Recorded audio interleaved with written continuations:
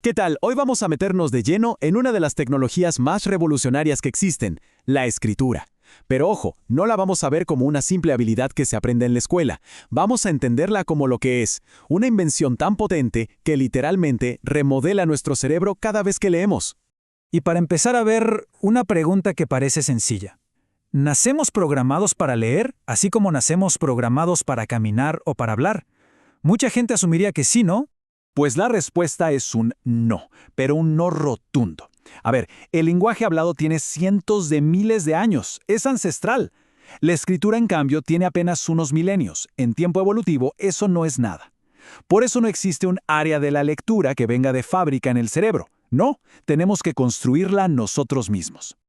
Ok, entonces, si no estamos diseñados para leer, ¿cómo es que lo logramos? ¿Cuál es el truco? Bueno, la respuesta está en una de las propiedades más alucinantes del cerebro, su plasticidad. El concepto clave aquí se llama reciclaje neuronal. Piensen en esto. El cerebro es un experto en reutilizar lo que ya tiene. Toma circuitos neuronales que evolucionaron durante milenios para otras cosas, como reconocer rostros o identificar herramientas, y los recicla para darles una nueva función, reconocer letras. Es de verdad una maravilla de la ingeniería biológica. Miren este diagrama que nos muestra un poco cómo funciona esto.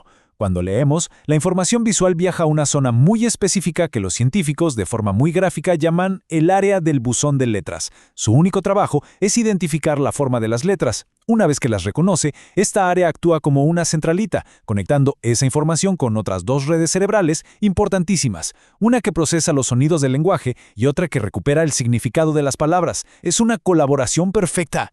Y la base, el cimiento de todo este circuito, es algo que se desarrolla incluso antes de que un niño vea su primera letra. Son las habilidades fonológicas. ¿Qué es esto? Es la capacidad de escuchar una palabra, como sol, y entender que está hecha de tres sonidos, S, O, L. Y la ciencia es súper clara en esta. La habilidad para escuchar los sonidos dentro de las palabras es el factor que mejor predice si alguien aprenderá a leer con éxito o no. Bien, ya que entendimos un poco el hardware del cerebro, vamos a ver cómo se traduce todo esto al software, o sea, a la forma en que realmente se enseña y se aprende a leer y escribir. Durante décadas ha habido un debate enorme entre dos grandes métodos de enseñanza. Por un lado, el método global, que enseña a reconocer palabras enteras por su forma, como si fueran un dibujo. Y por el otro, el método fónico, que se enfoca en enseñar la relación directa entre cada letra y su sonido. Bueno, pues la neurociencia moderna nos confirmó por qué el método fónico es mucho más eficaz, porque construye directamente ese puente fundamental entre el buzón de letras y las áreas de sonido del cerebro. Y esta evolución hacia métodos que conectan letras y sonidos la podemos ver en la propia historia de los silabarios en América Latina.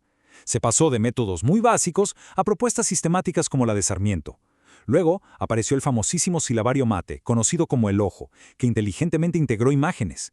Y más tarde, el silabario hispanoamericano, que con su método fónico-sensorial alfabetizó a millones de personas. Y al mismo tiempo que se aprende a leer, pasa algo increíble en paralelo. Se aprende a escribir. La investigadora Emilia Ferreiro documentó las etapas fascinantes por las que casi todo ser humano pasa. Primero, se da cuenta de que dibujar no es lo mismo que escribir. Luego viene la gran revelación. Cada sílaba parece necesitar una letra. De ahí se pasa a una etapa mixta hasta que por fin se entiende el sistema alfabético completo. Es todo un viaje de descubrimiento intelectual. Pero a ver, seamos claros. Poder decodificar las letras y juntarlas para formar palabras es solo el primer escalón. Es fundamental, sí, pero el verdadero objetivo, la meta final, es la comprensión profunda. Y aquí es donde tenemos que hablar de una idea poderosísima de un psicólogo llamado David Ausubel, el aprendizaje significativo.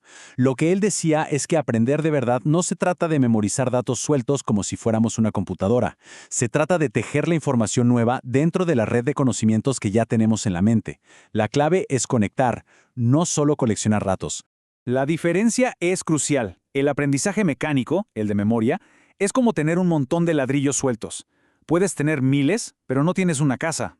El aprendizaje significativo es cuando usas esos ladrillos, los unes con cemento y construyes algo sólido, algo que tiene sentido. No es poder repetir una definición, es entenderla tan bien que la puedes explicar con tus propias palabras. Y aquí es donde Ausubel nos advirtió de un peligro muy real, la ilusión de conocimiento. Es muy fácil engañarnos y creer que entendemos algo, cuando en realidad solo hemos memorizado las palabras para decirlo. Él lo llamaba un confuso agregado de verbalismos, o sea, muchas palabras pero cero comprensión real.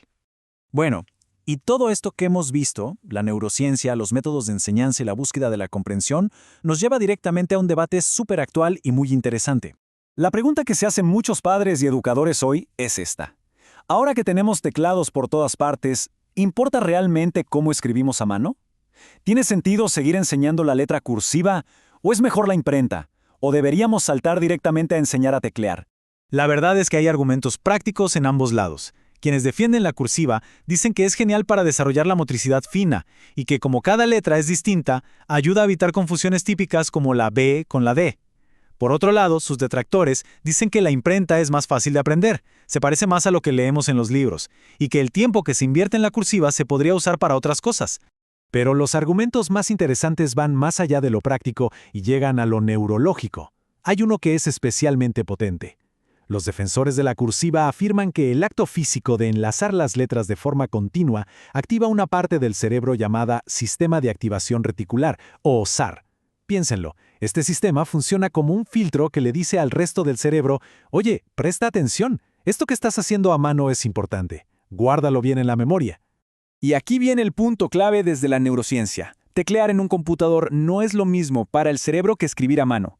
El acto físico de formar cada letra con la mano activa circuitos de memoria motora y de lenguaje de una forma única, algo que simplemente no ocurre al presionar una tecla. Y esa activación del sistema de activación reticular, eso es exclusivo de la escritura manual. Y esto nos deja con una gran paradoja para nuestro tiempo. Justo cuando más nos volcamos a lo digital, la ciencia nos confirma que hay una conexión ancestral y poderosísima entre la mano, el cerebro y el aprendizaje profundo. Así que la pregunta final quizá no sea si debemos elegir entre el lápiz y el teclado, sino más bien, ¿cómo podemos combinar lo mejor de ambos mundos para no perder los beneficios cognitivos tan increíbles que la escritura a mano nos ha dado como especie?